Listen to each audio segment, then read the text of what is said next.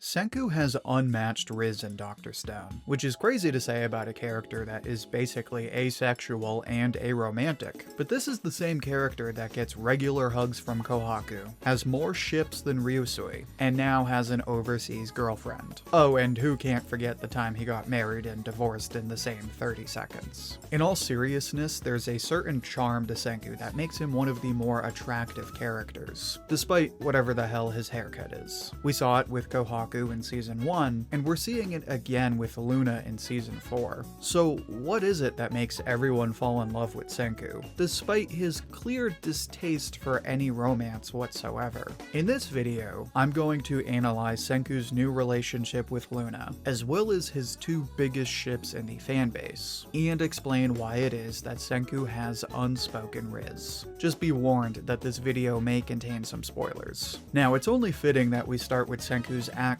girlfriend. Well, that's not exactly the most accurate description because, as we all know, Senku only agreed to be Luna's girlfriend so that she would join the Kingdom of Science. But even considering the one-sided nature of their relationship, Luna is still in love with Senku. In fact, she was in love with him before they even met. When she infiltrates the Perseus, Luna builds a profile to figure out which member is Senku. Based on the fact that he built the Kingdom of Science from scratch, Luna deduces that Senku must be smart and hardworking, a profile which evidently just fits her type. And yet the real Senku isn't so charming. In fact, when he tries to put on a charming face for Luna, everyone instantly cringes because it's honestly pretty creepy. Needless to say, trying to be charming isn't exactly Senku's thing. Actually, part of Senku's charm is that he isn't trying to be charming at all. For example, when they give soft serve ice cream to Luna, she catches herself falling for Senku when he starts to talk about organic chemistry. Then when Senku gets shot and starts analyzing the situation in both Japanese and English, Luna is actually inspired by Senku's ability to keep a level head in the middle of a crisis. It's at this point when she finally realizes that Senku was the one she was looking for to begin with that Luna falls in love with him.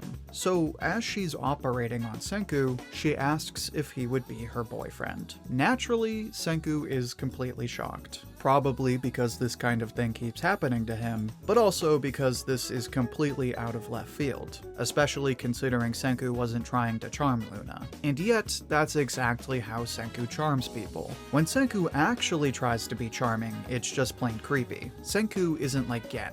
While he is in a way, we'll save that for later in the video.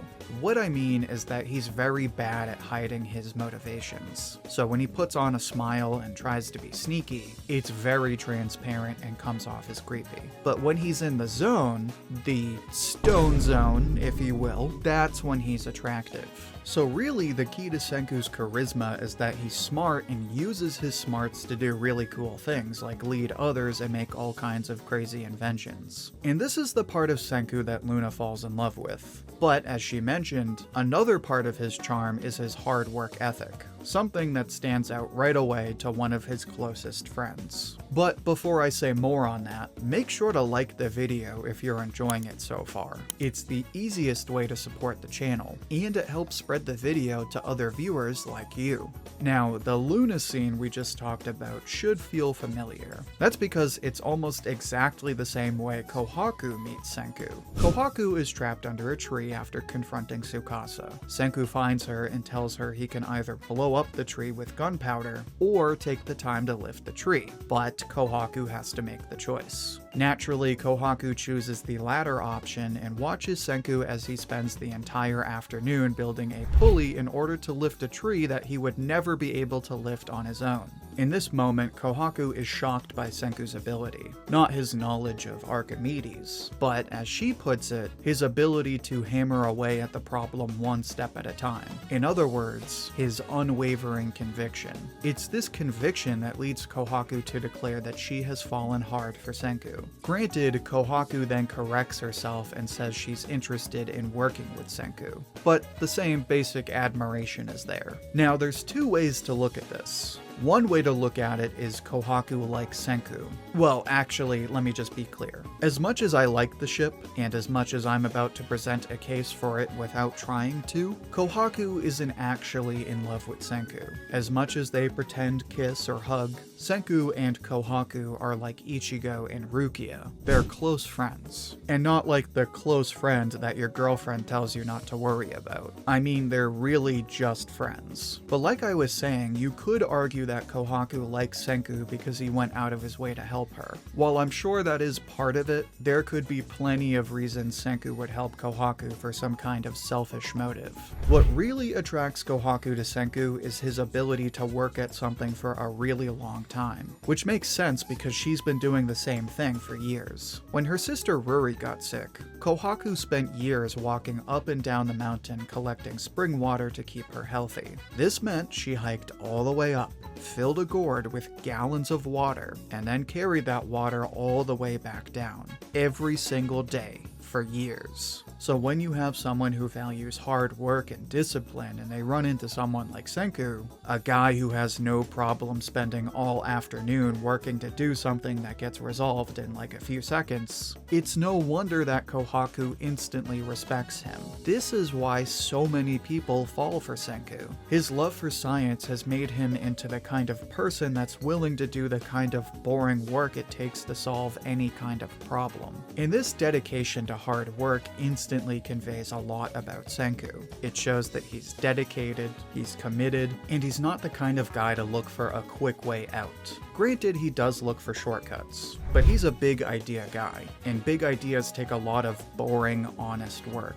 And it's that honesty that makes good people like Kohaku instantly fall for Senku. In fact, it's this same honesty that also leads to the chemistry between Senku and Gen. And you're probably wondering, okay, I get the whole Kohaku thing, but why am I talking about Gen? Well, as much as people like to ship Kohaku with Senku, nobody is shipped with Senku more than Gen. And honestly, as much as I love the Kohaku ship, the Gen ship has a lot more going for it. The first sign of their chemistry, no pun intended. Okay, well, it's intended, but I'm only allowed so many corny jokes. Okay, last one, I swear. Anyway, the first time you can see this is when Senku makes the Senku Cola for Gen. When Gen is injured by magma, he asks Senku to make him soda, specifically cola. The reason for it is pretty simple. Gen comes across Senku and watches him wield electricity and make ramen from scratch. In his eyes, it seems like Senku is capable of just about anything. So really, when we see Gen ask for cola, it shows us two things. One, that as sneaky as he may seem,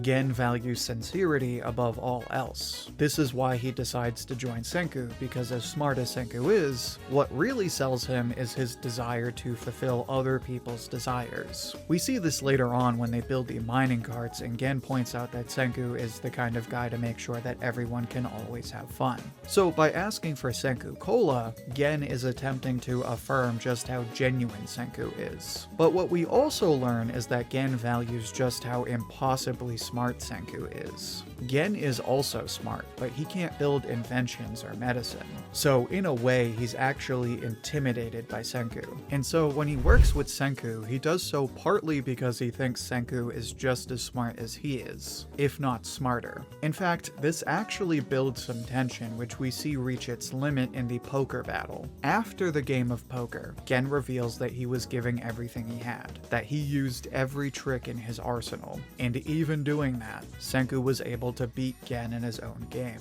Fortunately, this motivates Gen to work even harder for Senku, but it reveals one of the key elements to the dynamic between him and Senku. Gen and Senku seem like complete opposites. Gen is sneaky and sly, while Senku is right to the point. This means Gen has to cover for Senku a lot of the time, and the two play off of each other quite well. But what really motivates Gen to work with Senku is his deep desire to live up to Senku's intelligence. Senku proves time and time again that he can build whatever he wants even when it seems impossible. As smart as Gen is, he can't do anything like that. So when he's with Senku, there's really two things going on. He's with someone genuine, as we see with the Senku Cola and just about everything else. But he's also someone that challenges him intellectually, something that he only feels with Senku. And this is the heart of Senku's charm. When he tries tries to be Prince Charming, he comes off as a total creep because he only knows how to be direct. But when he keeps his nose to the books and works hard at whatever science thing he has going on, that's when Senku shows his best qualities. He's about as subtle as a brick,